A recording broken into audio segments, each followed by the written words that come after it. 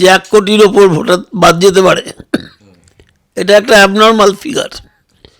আমি মনে করি না যে এত ভোটার তালিকা থেকে বাদ যেতে পারে। তাহলে ইলেকশন কমিশন কি করছিল এতদিন? ভোটার তালিকা সংশোধন করে যদি ভোটে জিততে হয়, এর কিন্তু একটা বিরূপ প্রতিক্রিয়াও হবে। এতদিন এটা আলোচনা ছিল না, এখন আলোচনা এসছে। ভোটার তালিকায় কারচুপি, ভোটে কারচুপি এ দীর্ঘদিনের ছিল, আছে, ভবিষ্যতেও হয়তো থাকবে।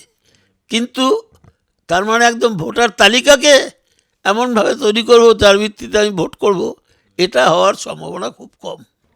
আমার মনে হয় না খুব এফেক্ট পড়বে, কারণ ভোটার তালিকা সংশোধনের কাজ সবসময় চলে। এবার এটাকে একটা ইস্যু করে লোককে প্রভাবিত করার চেষ্টা হচ্ছে। আর অ্যাবনর্মালি সাধারণ ভোটারকে বাদ দিয়ে তালিকা ফাইনাল করবে, এটার অসুবিধা আছে।